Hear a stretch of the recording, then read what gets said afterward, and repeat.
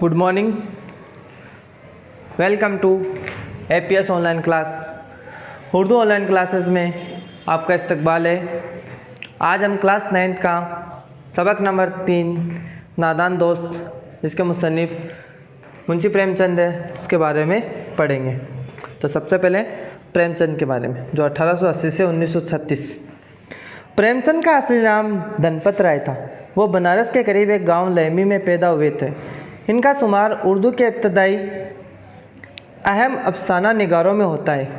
इनके अफसानों में ज़िंदगी के रूप अपने हकीकी मिसाइल और किरदारों के साथ नज़र आते हैं। गरीब और इफलास में जीने वाला आम इंसान, ख़ुसूसन देहाती किसान और मज़दूर, इनके अफसानों का अहम किरदार हुआ करता है। प्रेमचंद ने सैकड़ों अफसाने और कई नावें लिखे हैं। प्रेमचंद 25, प्रेमचंद 40, दूध की कीमत और वारदात इनकी अहम अफसानवी मजमूए हैं।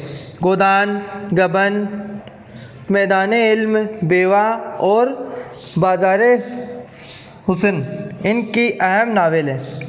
अब चैप्टर पढ़ेंगे, नादान दोस्त। केशु के घर में एक कार्नस के ऊपर एक चिड़िया ने अंडे दिए थे। केशु और उसकी बहन श्यामा दोनों बड़े गौर से चिड़िया को वहाँ आते जाते देखा करते थे। सवेरे दोनों आँख मलते कार्नस के सामने पहुँच जाते और चिड़ा और चिड़िया दोनों को वहाँ बैठा पाते। उनको देखने में दोनों बच्चों को न मालूम क्या मज़ा मिलता। दूध और जलेबी की भी सुध नहीं रहती थी। दोनों के दिल में तरह तरह के सवालात उठते। अंडे किस रंग के होंगे, कितने होंगे, क्या खाते होंगे, उनमें से बच्चे किस तरह निकल आएंगे, बच्चों के पर कैसे निकलेंगे, घोंसला कैसा है। लेकिन इन बातों का जवाब देने वाला कोई न था। न अम्मा को घर के काम धंधे से फुर्सत थी, न बाबूजी को पढ़ने लिखने से। दोनों बच्चे आपस में सवाल व जवाब करके अपने दिल को तसल्ली दे लिया करते थे। श्यामा कहती, क्यों भैया, बच्चे निकल कर फिर से उड़ जाएंगे। केशु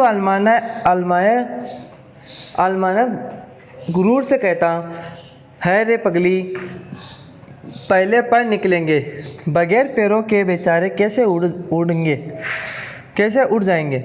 श्यामा, बच्चों को क्या खिलाएंगे बेचारी। केशु, इसका पेचीदा सवाल का जवाब कुछ न दे सकता था। इस तरह 3-4 दिन गुजर गए। दोनों बच्चों की ख्वाहिश तहकीकात दिन ब दिन बढ़ती जाती थी। अंडों को देखने के लिए वो बेताब हो उड़ते थे। इन्होंने कयास किया, अब बच्चे ज़रूर निकल आए होंगे। बच्चों के चारे का सवाल अब उनके सामने खड़ा हुआ। चिड़िया बेचारी इतना दाना कहाँ पाएगी कि सारे बच्चों का पेट भरे। गरीब बच्चे भूख के मारे चू चू करके मर जाएंगे। इस मुसीबत का अंदाज़ा करके दोनों ने फैसला किया कि कार्नस पर थोड़ा सा दाना रख दिया जाए। श्यामा खुश होकर बोली, तब तो चिड़ियों को चारे के लिए कहीं उड़ कर न जाना पड़ेगा। केशु, नहीं, तब क्यों जाएंगे। श्यामा, क्यों भैया, बच्चों को धूप न लगती होगी। केशु का ध्यान इस तकलीफ़ की तरफ न गया था। बोला, ज़रूर तकलीफ़ होगी, बेचारे प्यास के मारे तड़पते होंगे, ऊपर साया भी नहीं। आखिर ये फैसला हुआ कि घोंसले के ऊपर कपड़े की छत बना देनी चाहिए। पानी की प्याली और चावल रख देने की तजवीज़ मंजूर हो गई। दोनों बच्चे बड़े शौक़ से काम करने लगे। श्यामा माँ की आंख बचाकर मटके से चावल निकाल लाई। केशु ने पत्थर की प्याली का तेल चुपके से ज़मीन पर गिरा दिया और उससे खूब साफ करके उसमें पानी भरा।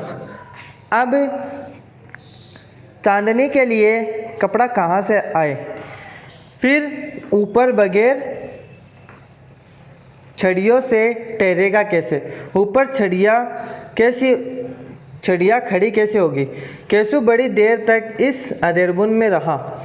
आखिर उसने ये मुश्किल भी हल कर ली। श्यामा से बोला, जाकर कूड़ा फेंकने वाली टोकरी उठा लाओ, अम्मा को मत दिखाना। श्यामा दौड़कर टोकरी उठा लाई। केशु ने उससे सुराख में थोड़ा सा कागज ठूस दिया और टोकरी को एक टहनी से लटका कर बोला, देख, ऐसे ही घोंसले पर उसकी आड़ करूँगा तो कैसे डूब जाएगी। श्यामा ने दिल में सोचा, भैया कैसे चालाक है। गर्मी के दिन थे, बाबूजी दफ्तर गए हुए थे, माँ दोनों बच्चों को सुलाकर खुद सो गई थी, लेकिन दोनों बच्चों की आंखों में नींद कहाँ। अम्मा जी को बहाने के लिए बुहलाने के लिए दोनों दम रोक के आंख बंद करके मौके का इंतज़ार कर रहे थे। जो ही मालूम हुआ कि अम्मा जी अच्छी तरह सो गई है, दोनों चुपके से उठे और बहुत आहिस्ता से दरवाजे की सटकनी खोलकर बाहर निकल आए। अंडे की हिफाजत की तैयारी होने लगी।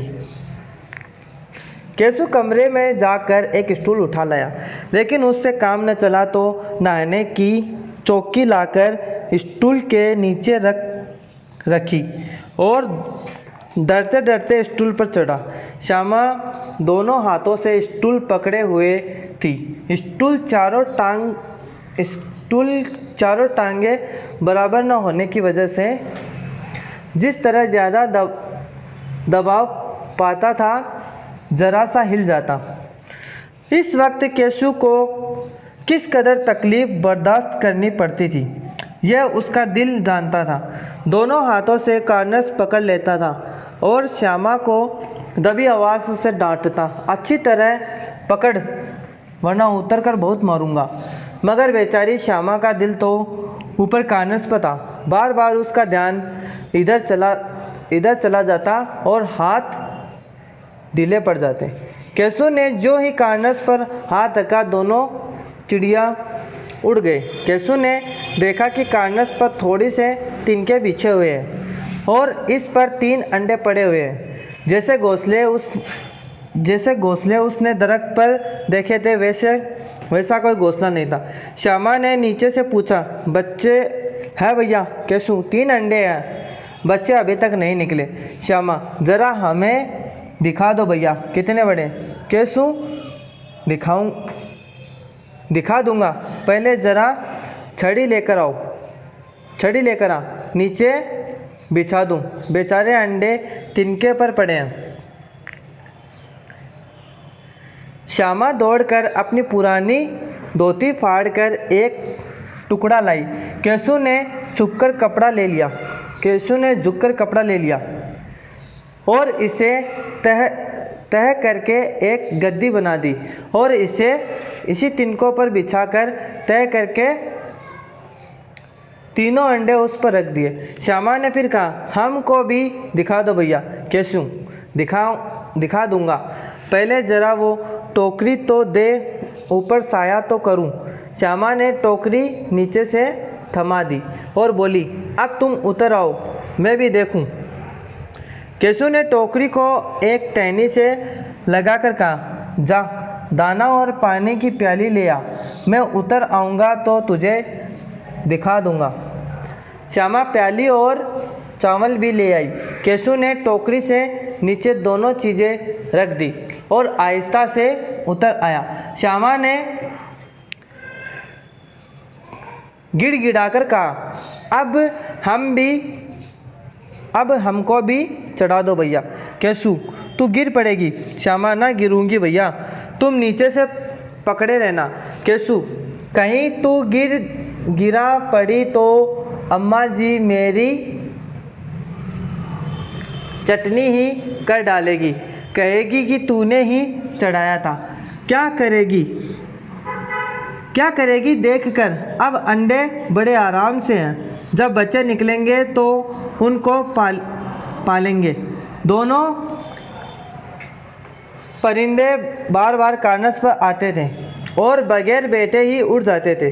केशव ने सोचा हम लोगों के डर से ये नहीं बैठते। स्टूल उठाकर कमरे में आया, चौकी जहाँ थी वहीं रख दी। श्यामा ने आँख में आंसू भरकर कहा, तुमने मुझे नहीं दिखाया, अम्मा जी से कह दूंगी। केशव, अम्मा जी से कहेगी तो बहुत मारूंगा। कह देता हूँ श्यामा, तो तुमने मुझे दिखाया क्यों नहीं? केशव, अगर गिर पड़ती तो 4 सर ना होते। श्यामा, हो जाते तो हो जाते, देख लेना, मैं कह दूंगी। इतने में कोठरी का दरवाज़ा खुला और माँ ने धूप से आंखों को बचाते हुए कहा, तुम दोनों बाहर कब निकल आए?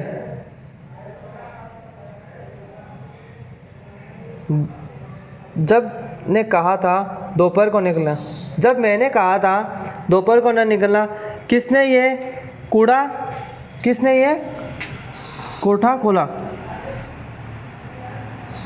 कोड़ा केशव ने खोला था, लेकिन श्यामा ने माँ से बात नहीं कही।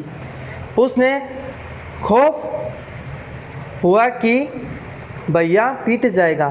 केशव दिल में काँप रहा था कि कहीं श्यामा कह न दे अंडे न दिखाए थे। इस वजह से उसने श्यामा पर एतबार न था। श्यामा सिर्फ मोहब्बत के मारे चुप थी, या इस कसूर में हिस्सेदार होने की वजह से उसका फैसला नहीं किया जा सकता। शायद दोनों ही बातें थी। माँ ने दोनों को डांट डपट कर फिर कमरे में बंद कर दिया और आहिस्ता आहिस्ता इन्हें पंखा जलने लगी। अभी सिर्फ 2 बजे थे। बाहर तेज लू चल रही थी। अब दोनों को नींद आ गई। 4 बजे यकायक श्यामा की आँख खुली। किवाड़ खुले हुए थे। वो दौड़ती हुई कार्नस के पास आई, ऊपर की तरफ तकने लगी। टोकरी का पत्ता न था। इत्तफाकन उसके निगाह नीचे गई और वो उल्टे पांव दौड़ती हुई कमरे में जाकर रोने लगी। जोर से बोली, भैया अंडे तो नीचे पड़े हैं, बच्चे उड़ गए। केशव घबरा कर उठा और दौड़ता हुआ बाहर आया। देखता है कि तीनों अंडे नीचे टूटे पड़े हैं। पानी की प्याली भी एक तरफ टूटी पड़ी है। उसके चेहरे का रंग उड़ गया। सहमी हुई आंखों से ज़मीन की तरफ देखने लगा। श्यामा ने पूछा, बच्चे कहाँ उड़ गए भैया? केशव ने अफसोसनाक लहजे में कहा, अंडे तो फूट गए श्यामा, ऊपर बच्चे कहाँ गए? केशव, तेरे सर में देखती नहीं है, अंडे को उजला उजली पानी निकल रहा है, वहीं तो 2-4 दिन में बच्चे बन जाते। माँ ने सोई हाथ में लिए हुए पूछा, तुम दोनों वहाँ धूप में क्या कर रहे हो? श्यामा ने कहा, अम्मा जी चिड़िया के अंडे पड़े हैं। अम्मा ने आकर टूटे हुए अंडे को देखा और गुस्से से बोली, तुम लोगों ने अंडे को छुआ होगा। अब तो श्यामा को भैया पर ज़रा भी तरस न आया। उसने शायद अंडे को इस तरह रख दिया कि वो नीचे गिर पड़े। उसकी सज़ा इन्हें मिलनी चाहिए। इन्होंने अंडे को छेड़ा था अम्मा जी। माँ ने केशव से पूछा, क्यों रे केशव? भीगी बिल्ली बना खड़ा है तो वहाँ पहुँचा कैसे? श्यामा चौकी पर स्टूल रख कर चढ़े थे अम्मा जी। केशव, तो इसको थामे नहीं खड़ी थी? तू इसको थामे नहीं खड़ी थी? श्यामा, तुम ही ने तो कहा था। माँ, तो इतना बड़ा हो गया तुझे नहीं मालूम, छूने से चिड़िया के अंडे गंदे हो जाते हैं, चिड़िया फिर इन्हें नहीं सेती। श्यामा ने डरते डरते पूछा, तो क्या चिड़िया ने अंडे गिराए हैं अम्मा जी? अम्मा, और क्या करती?